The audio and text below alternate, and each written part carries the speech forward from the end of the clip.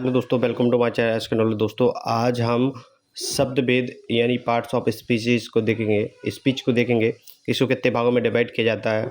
और जो हमारे टोटल इंग्लिश के सेंटेंस होते हैं वो 8 ही भागों में डिवाइड रहते हैं, या कह सकते हैं हम कि जो कितने कोई सा भी सेंटेंस हो उसको 8 भागों से ज़्यादा भागों में डिवाइड नहीं किया जा सकता है, क्योंकि हमारे शब्द भेद ही 8 प्रकार के होते हैं।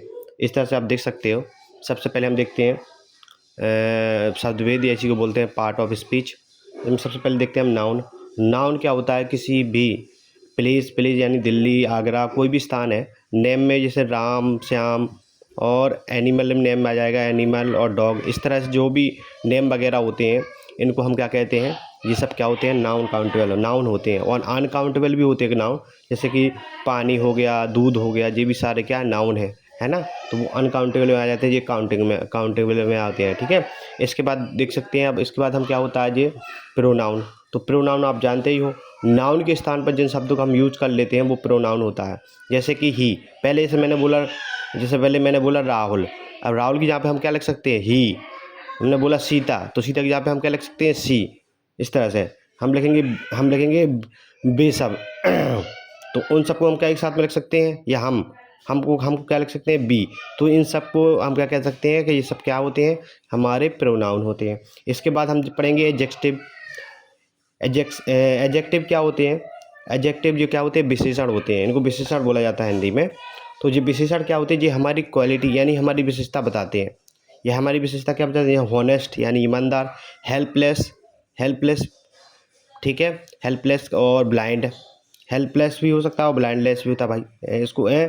इसको मदद की ज़रूरत होती है, जिसको जो मदद की ज़रूरत होती है उसे हेल्पलेस भी बोलते हैं।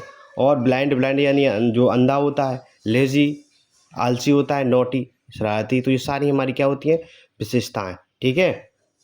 तो हेल्पलेस को अपन मजबूर भी बोल सकते हैं। जो मजबूर इंसान होता है कि वो मजबूर है तो हेल्पलेस आ जाता है।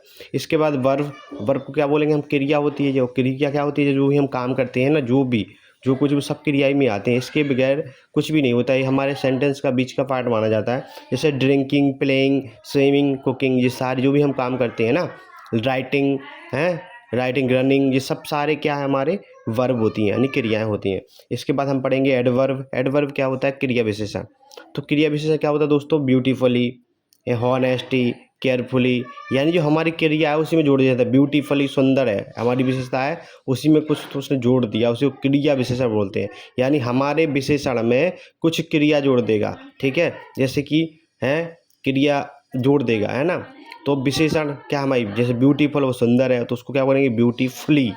तो अधिकांश जो एफ लास्ट में जो एल वाइज जो आते हैं वो सब क्या होते हैं? हमारे एडवर्ब ही होते हैं अधिकांश, 99%। ठीक है। इसके बाद प्रीपोजिशन क्या होते हैं? इसको बोलते हैं हम इंग्लिश में संबंध सूचक। और संबंध सूचक क्या होते हैं? जो दो चीज़ों को जोड़ते हैं, जैसे ऑन, इन, अंडर। ठीक है। जैसे घर के अंदर आओ, कम in room, come in house, कम इन। देखो, कम और फिर इन आ गया ना तो बीच में, तो जिस जो दो सेंटेंस को जोड़ देता है, दो चीज़ों को जोड़ देता है, उनको क्या बोलते हैं हम? उनको क्या बोलेंगे हम? उनको जो आपस में जोड़ता है उसको बोलते हैं हम संबंध सूचक या प्रीपोजिशन। इसके बाद हम पढ़ेंगे कंजक्शन या कंजक्शन मतलब होता है संयोजक, या इसी को बोल सकते हैं हम समुच्चय बोधक। समुच्चय बोधक में जैसे ये देखो, एंड, दैट, लेस और बिकॉज, जो दो चीज़ों को दो सेंटेंसों को आपस में जोड़ता है।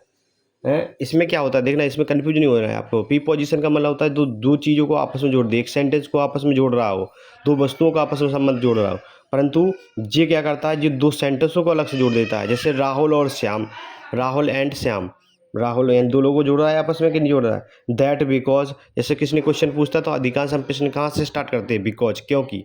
जैसे वो कहाँ वहाँ क्यों गया था, वो वहाँ क्यों गया था, तो हम स्टार्ट क्यों करते हैं? वो इसलिए गया था, यानी बिकॉज, वो इसलिए गया था, तो वहाँ से बिकॉज से स्टार्ट करते हैं। आपने देखा होगा इंग्लिश में।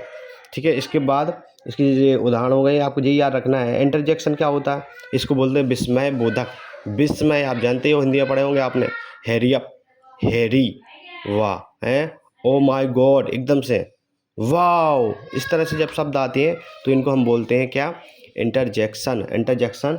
तो इस तरह से आई होप आपको इस समझ में आ गया होगा। और दोस्तों, अगर वीडियो अच्छा लगा है तो वीडियो को लाइक शेयर जरूर करें। आप ये 8 ही जो बोर्ड इसके हमारे शब्द भेद के पार्ट पढ़ लिए, आप पूरी इंग्लिश ऑटोमेटिक पढ़ने लगेंगे। ठीक है, बस इनका आपको अच्छा ज्ञान हो जाना चाहिए, सटीक ज्ञान होना चाहिए कि कौन सा प्लेइंग होता है, कौन सा क्रिया है, कौन सा एडजेक्टिव है, कौन सा एडवर्ब है, क्योंकि यहीं से सीधे सीधे आपके क्वेश्चन पेपर में क्वेश्चन पूछे जाते हैं कि बताइए इनमें से कौन सा एडवर्ब है, कौन सा प्रीपोजिशन है, कौन सा कंजक्शन है। इस तरह से आपसे क्वेश्चन बनते हैं। आई होप वीडियो आपको अच्छा लगा हो। ठीक है, थैंक यू।